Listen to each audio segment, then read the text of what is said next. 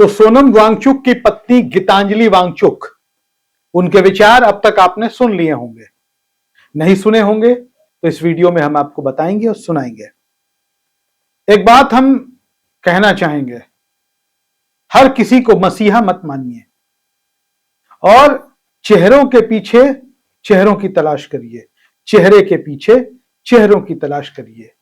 एक चेहरे के पीछे कई राज छिपे होते हैं। आज मैं देख रहा था, गीतांजलि आंगमो है सोनम वांगचुक की पत्नी। सोनम वांगचुक जिन्होंने नीट पेपर लीक को लेकर के देश में प्रोटेस्ट किया, भूख हड़ताल की और देश में प्रदर्शन की एक बड़ी आवाज बने। देखते ही देखते करोड़ों लोग उनके समर्थक हो गए। और याद रखें कि उनके समर्थक कोई बीजेपी वाले लोग उनके समर्थक नहीं हुए। उनके समर्थक वही लोग हो गए, उनके प्रशंसक वही लोग हो गए जो भारतीय जनता पार्टी के विरोधी है। सोशल मीडिया पर हम देख रहे थे, कई भाजपा समर्थक सोनम वांगचुक को दुनिया के दूसरे देशों का एजेंट तक बता चुके थे। कांग्रेस की ओर से, कांग्रेस के चाहने वालों की ओर से, कांग्रेस के समर्थकों की ओर से कोई ऐसी प्रतिक्रिया सामने नहीं आई। लेकिन उसके बाद देश का एक बड़ा हिस्सा उसने सोनम वांगचुक को अपना मसीहा मान लिया। पर एक बात को समझना है कि सोनम वांगचुक को मसीहा क्यों ना माना जाए। सबसे पहले आपको बता दें कि सोनम वांगचुक की पत्नी गीतांजलि आंगमो, उनके विचार को सुन लीजिए। उनको सेक्युलर शब्द से आपत्ति है। वो भारत के संविधान से सेक्युलर शब्द हटाना चाहती हैं या उसकी पक्षधर नहीं है। पंडित जवाहरलाल नेहरू की आलोचक हैं और सरदार वल्लभ भाई पटेल की समर्थक हैं। हालांकि नेहरू और पटेल क्या थे, ये आम साधारण लोगों के बस की बात नहीं है। नेहरू और पटेल दोनों इस देश के महापुरुष थे, विजनरी लीडर्स थे और आपसी संबंध दोनों के बहुत बेहतर थे। और इसके तह में जाना है तो आपको इतिहास पढ़ना होगा। नेहरू और पटेल की बीच जो चिट्ठियों का आदान प्रदान हुआ था उनको पढ़ना चाहिए।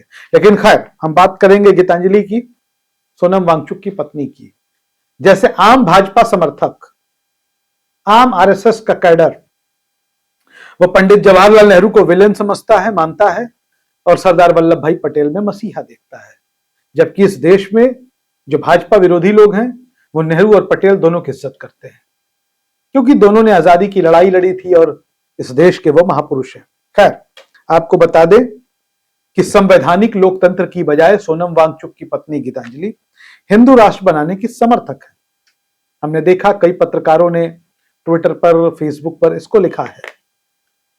आपको बता दें कि संभावना है कि बहुत समय नहीं लगेगा, जो सोनम वांगचुक की पत्नी है जल्द ही खुले तौर पर भारतीय जनता पार्टी और आरएसएस के पक्ष में कसीदे पढ़ते हुए आपको दिखाई और सुनाई देंगी। नरेंद्र मोदी सरकार के समर्थन में वो बात करती हुई नजर आएंगी और बताएंगी कि नरेंद्र मोदी इस देश के सबसे बड़े लोकतांत्रिक व्यवस्था के समर्थक नेता हैं। उन्होंने छात्रों की आवाज सुनी, उन्होंने भूख हड़ताल तुड़वाया और तरह तरह की बातें सामने आएंगी। सोनम वांगचुक वो भी आएंगे, प्रेस कॉन्फ्रेंस करेंगे और नरेंद्र मोदी की नीतियों से सहमति व्यक्त करेंगे। वैसे आपको बता दें कि सोनम वांगचुक और उनकी पत्नी ये राहुल गांधी और कांग्रेस की नीतियों, कांग्रेस के स्टैंड को लेकर उनकी आलोचना कर चुके हैं। जब राहुल गांधी ने प्रधानमंत्री नरेंद्र मोदी के आवास के बाहर धरना दिया तो उस पर आम आदमी पार्टी के नेताओं के सुर में सुर मिलाते हुए सोनम वांगचुक की पत्नी गीतांजलि का भी बयान आया। उन्होंने इसे अगंभीर और गैर जरूरी बताया। उसके बाद से यह तय हो गया था कि गीतांजलि जो है, सोनम वांगचुक जो है, ये कम से कम कांग्रेस के समर्थक तो नहीं ही है या भारतीय जनता पार्टी के विरोधी तो नहीं ही है।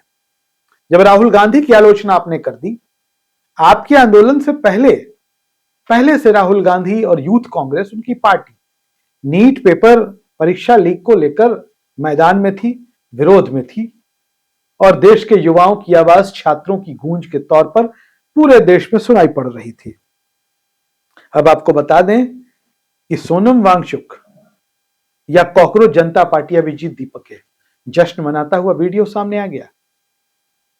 सरकार के पक्ष में, मोदी सरकार के पक्ष में तारीफों के पुल बांधते हुए भी वीडियो आएंगे, समय ज्यादा नहीं लगेगा, बस इंतजार करिए।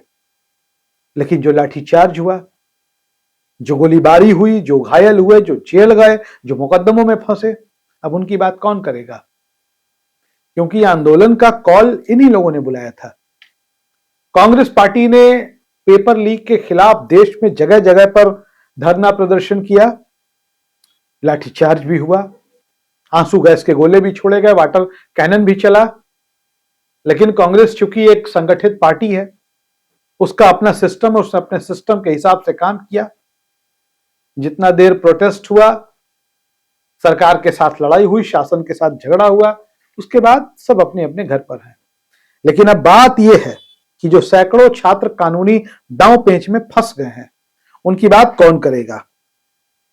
एक खरोंच नहीं आई किसी को, न सोनम वांगचुक को, न अभिजीत दीपके को। अब इनकी लड़ाई कौन लड़ेगा? तो बस समझ लीजिए कि इनकी लड़ाई अब सिर्फ राहुल गांधी लड़ेंगे।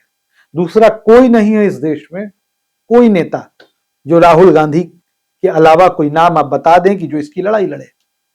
राहुल गांधी के साथ अखिलेश यादव है, राष्ट्रीय जनता दल है, और तृणमूल कांग्रेस भी उस तरीके से खुलकर नहीं है। बाकी छोटी छोटी पार्टियां हैं, लेकिन राहुल गांधी के साथ चूंकि 100 सांसदों का समर्थन है कांग्रेस का, तो लड़ाई लड़ने में उन्हें मजबूती आती है। और यह बताता है कि देश में विपक्ष का मजबूत होना कितना जरूरी है।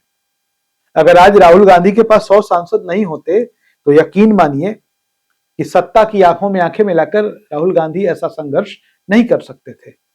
आज युवाओं की आवाज सुनी गई, सड़क पर युवा थे, तो संसद में कांग्रेस थी, विपक्ष था, अखिलेश यादव थे, राहुल गांधी थे, मल्लिकार्जुन खड़गे जैसे बुजुर्ग नेता। बाहर बारिश हो रही थी, संसद के मकर द्वार पर खड़े होकर वो प्रदर्शन कर रहे थे।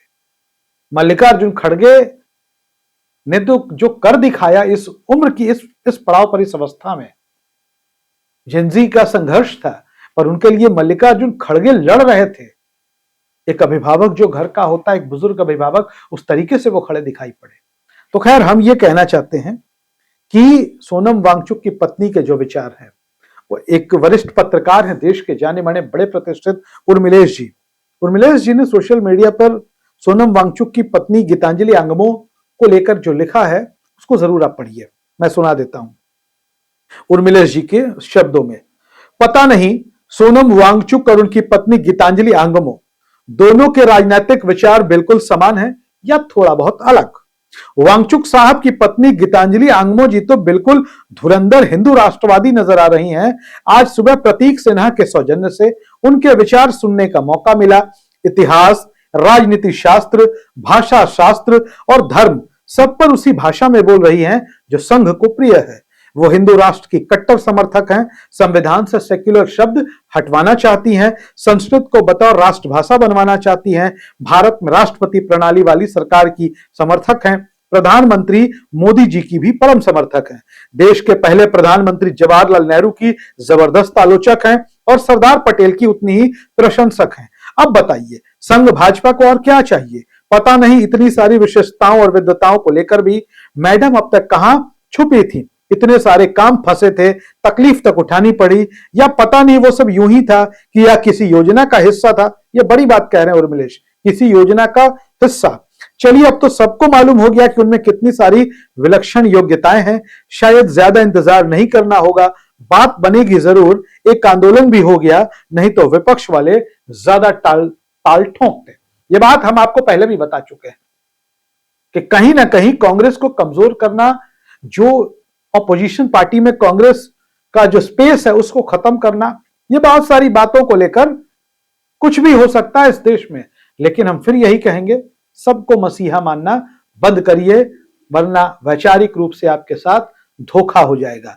राहुल गांधी, कांग्रेस, यही विपक्ष का सबसे बड़ा एकमात्र विश्वसनीय चेहरा है। बाकी जो इनके साथ है उनको अपना मानिए, अन्यथा धोखा हो जाएगा। बहरहाल बने रहिए हमारे साथ, अपनी राय कमेंट बॉक्स में जरूर लिखिए। धन्यवाद।